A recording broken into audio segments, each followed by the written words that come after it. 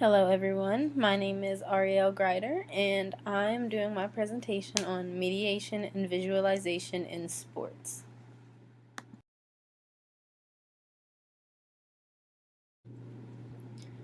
So I'll start by introducing mediation and visualization in sports to you guys.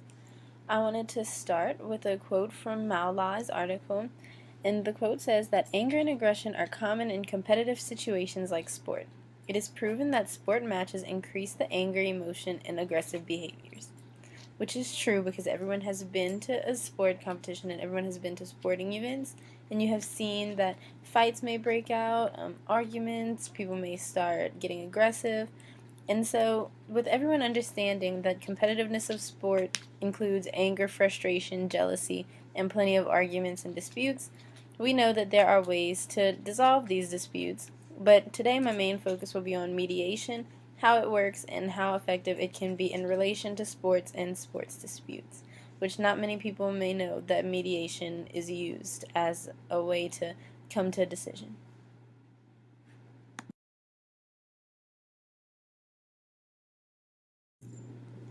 So, another very important concept in sports is performance. Many athletes aim to perform to the best of their ability, which requires practice. And as many athletes know, practice takes a lot of time and dedication.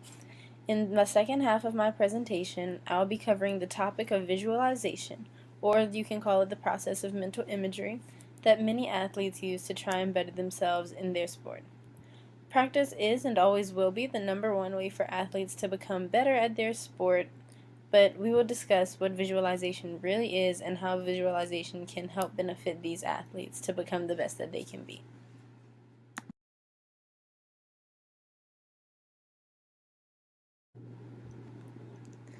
Without further ado, I will start my presentation by talking about mediation.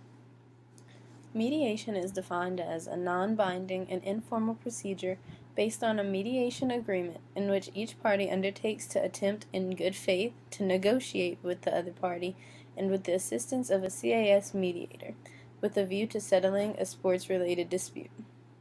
I highlighted the word negotiate because later on in the presentation we will discover that mediators do not make decisions for parties. They just help the parties come to a mutual agreement on their own. So therefore, they come to a negotiation with the help of a mediator instead of a mediator saying, this is the decision that is made for you. The CAS is the Court of Arbitration of Sport, and their purpose is to take international sports disputes out of national courts and provide a place for these disputes to be settled quickly and efficiently with the least amount of money spent possible. Other ways of settling disputes have been proven to be very costly and takes a lot of time out of someone's day to really settle this dispute. So that's why mediation has come about, and that's why I'm going to prove that mediation is such a good alternative. And since 1999, up until this article was written in 2012, the CAS has handled approximately 30 mediations.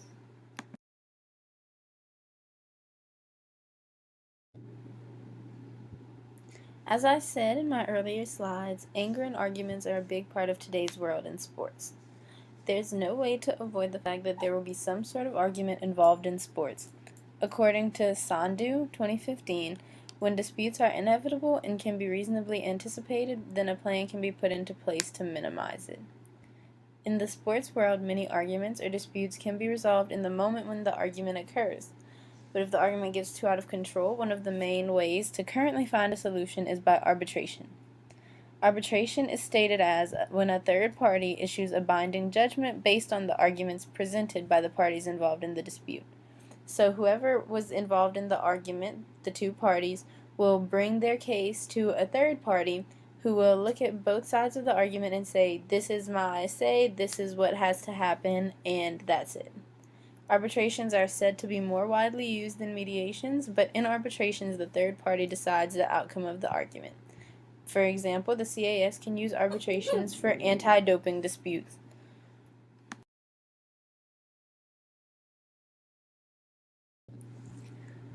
If arbitrations are so widely used, many people wonder why mediations would be or are a better alternative. First, we need to discuss how sports disputes are different from other mediations.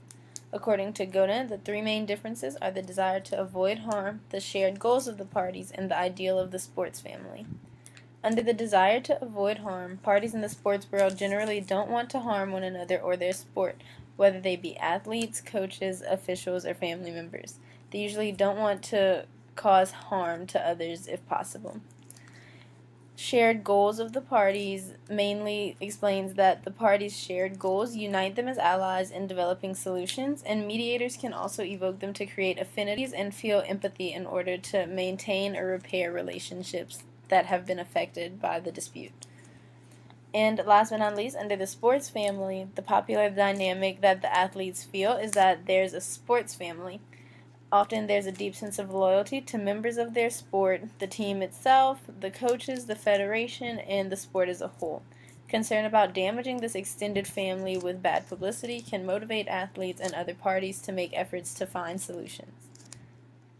Now, with these 3 points in mind, mediation is provided for resolution of disputes submitted to the CAS Ordinary Arbitration Procedure.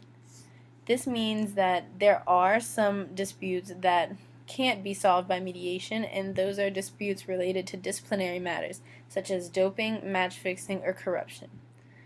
According to Godin, eligible matters to be considered for mediation are funding disputes, team selection disputes, and administrative governance and rule disputes with organizations and members of organizations. These disputes on funding basically are complaints about allocation of funding and services to sports, federations, or athletes involved in those federations. Team selection disputes are when one or more athletes claim that they were wrongly excluded from a given team. And administrative governance and rule disputes are many different disputes dealing with organizations as a whole or people involved in organizations having some sort of wrongdoing.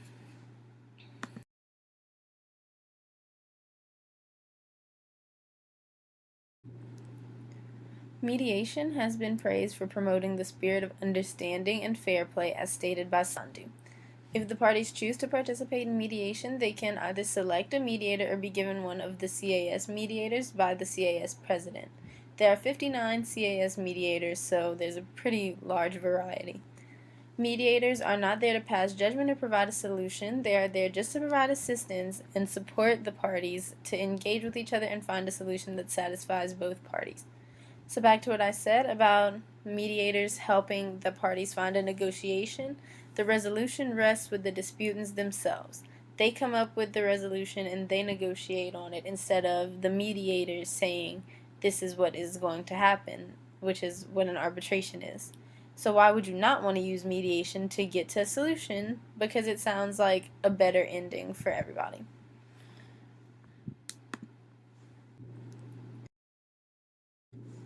Now that we have discussed what mediation in sports is like and what it actually is, we can go into the many perks of using mediation. Mediation can successfully manage and resolve challenging sports disputes without breaking friendships and relationships, which is one of the main differences between sports mediations and regular mediations that we discussed in an earlier slide. Mediations have been proven to cost less and take less time. Sandhu interviewed 40 athletes, and 82.5%, or approximately 33 out of 40 respondents, were in favor of using mediation. They stated that the timing of the argument, because of prolonged uncertainty and stress, could affect their performance on the field.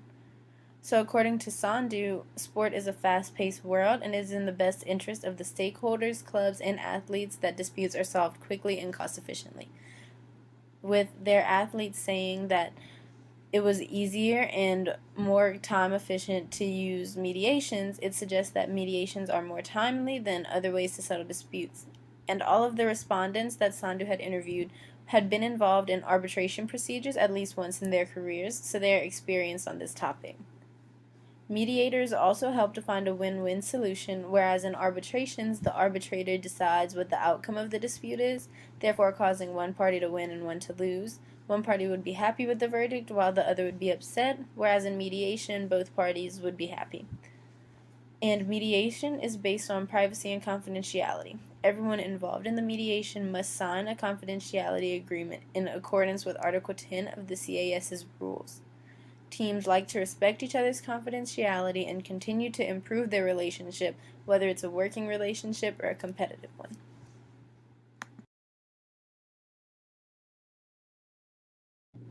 Now we will move on to the second topic, visualization. Visualization is usually a term that can refer to mental imagery or kinesthetic imagery. Mental imagery has grown to be exceedingly popular among athletes in a variety of sports contents, often under the head of visualization. So all of these names for imagery, mental imagery, kinesthetic imagery, motor imagery that you will hear throughout the presentation have been said to be under the topic of visualization. Ferry, in 2003, states that if one has to represent a motor task involving the representation of size and shape of objects, it is better to develop a visual image of the task to be learned. One should be better able to imagine the temporal constraints of a motor task using a kinesthetic image. So basically what Ferry is saying is that it is better to form a kinesthetic image or visualize whatever it is that the athlete is trying to accomplish instead of making a visual image.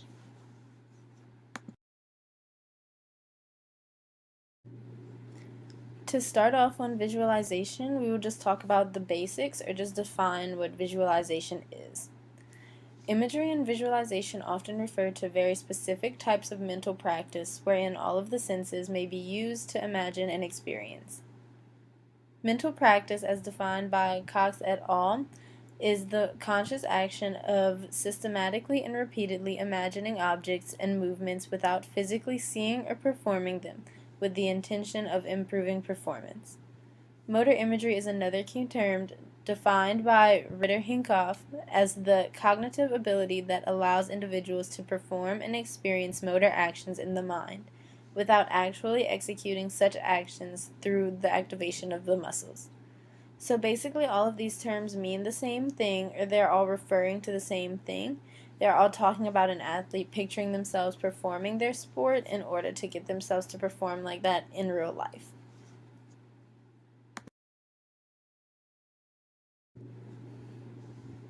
There are two main types of visualization. According to Stankovic et al., these two types are associated and disassociated visualization. With associated visualization, athletes see themselves in a through your own eyes perspective. This triggers feelings and emotions as if the athlete was performing the sport in that instance. The ideal time to use associated visualization is when the athlete is planning future endeavors in their sport and they are imagining how they want their future attempt to look. So a good example of associated visualization would be a gymnast visualizing herself on the balance beam, going through her routine and doing it flawlessly. That would help her to feel the emotions and the feelings that she would get as if she was on the balance beam in that instance. With disassociated visualization, athletes see themselves from an on-TV perspective, where they see themselves from an observer's point of view. This is useful for trying to review bad performance and for forming self-corrections to help the athlete improve the next time they perform the sport. This is good for the athlete because it helps them to avoid reliving unhappy emotions from the situation. So by taking themselves out and pretending like they're watching someone else do the attempt, they don't have to relive how they felt whenever they messed up or whenever they didn't perform as properly as they wanted to.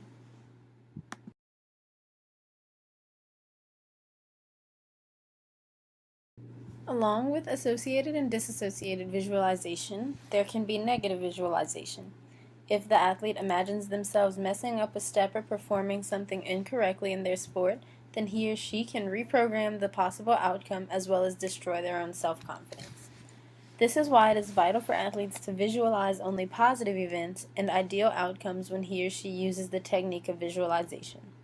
Like any other training, visualization must be practiced in order for it to be truly effective. A few minutes of practicing this each day is sufficient. Visualization can be very effective, but it doesn't take the place of sport-specific training and practice. It's only a tool to help athletes become the best that they can be. So therefore, if you make sure that you stay positive and you practice positive visualization each day, then it'll be easier for you to become a better athlete. After discussing the main types of visualization, we can discuss why these techniques may work and may be a good option for athletes.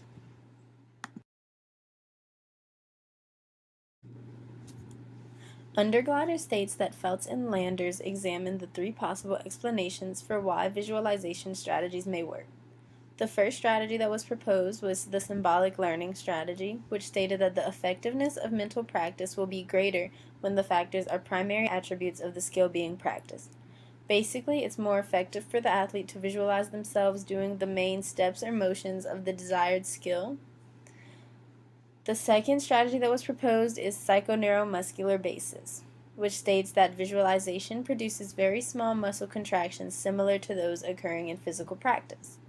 The brain regions responsible for motor execution appear to also be responsible for imagery processes under conscious thought without the intended movement being revoked. The third strategy is called psyching up, which states that non-localized muscular activity associated with mental practice provides an overall arousal that is more optimal for athletic performance. So athletes become more aroused by using visualization before a competition, and this helps them to get in the zone or get hyped up for their certain performance. When using visualization, imagining the skill and actually performing the skill need to be executed as closely as possible in order for transfer and reinforcement to actually work. Utilizing the mind-body connection through visualization can help an athlete become more focused on the outcome and can help prevent training burnout. And athletes use mental practice strategies to help them cope with anxiety and to build confidence. They do this by arousal regulation, which is the ability to increase or decrease psychological arousal.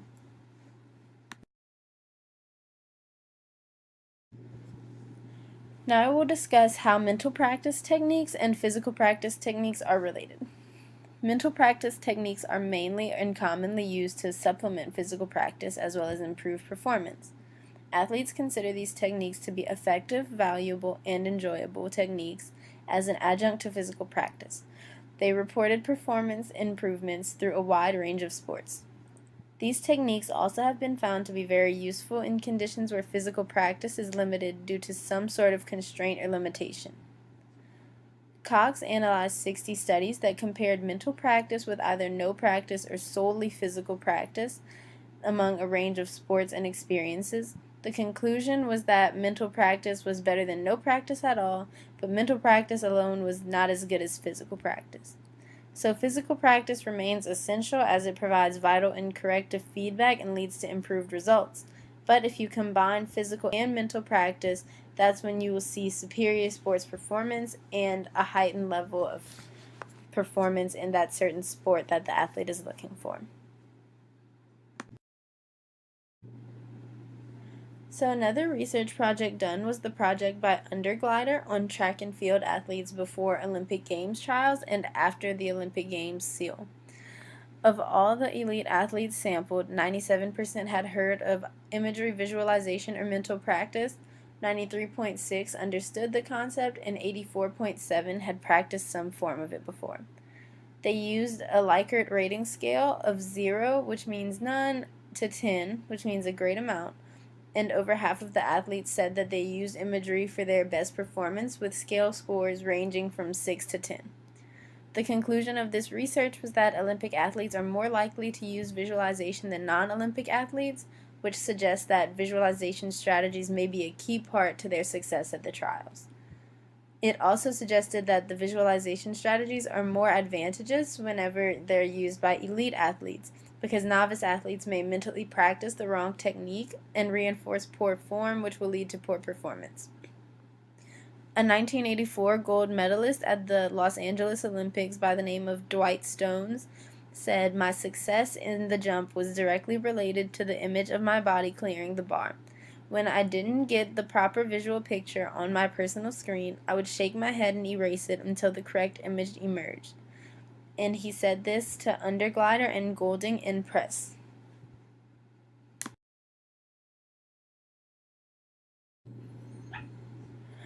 The last little bit of visualization that I will touch on is the fact that visualization could potentially have a positive effect on the younger generation.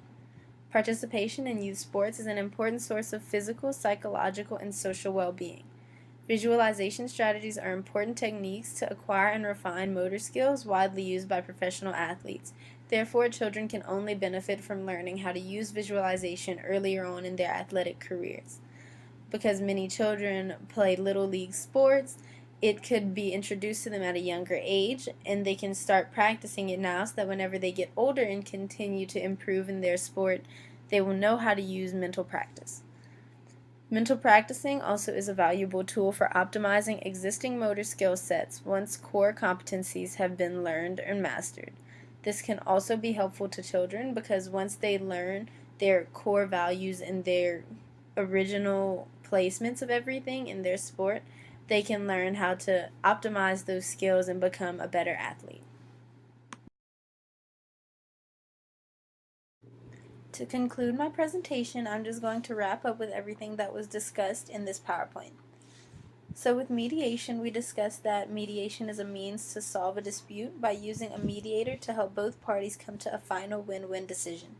Mediations use the third party to help the disputing parties negotiate to come to a solution, whereas arbitrators make the decision for each party. We discussed how mediations in sport differ from regular mediations because of the desire to avoid harm, shared goals, and the sports family. Also, we discussed the many perks of mediation, with the main perks being that it is very timely and cost efficient, as well as the fact that it is a win-win situation and is highly confidential. With visualization, we discussed that visualization is basically the athlete imagining themselves performing their sport to the best of their abilities in order to better themselves the next time they practice or perform the sport, or it can be an athlete seeing themselves performing incorrectly in order for them to correct themselves and to also get better and improve. We discussed benefits of visualization, such as having better performance, relieving anxiety, and helping to increase mind-body connection. And the last topic we discussed was the important aspects around visualization, such as the two different types of visualization and the 3 reasons or strategies as to why it may work.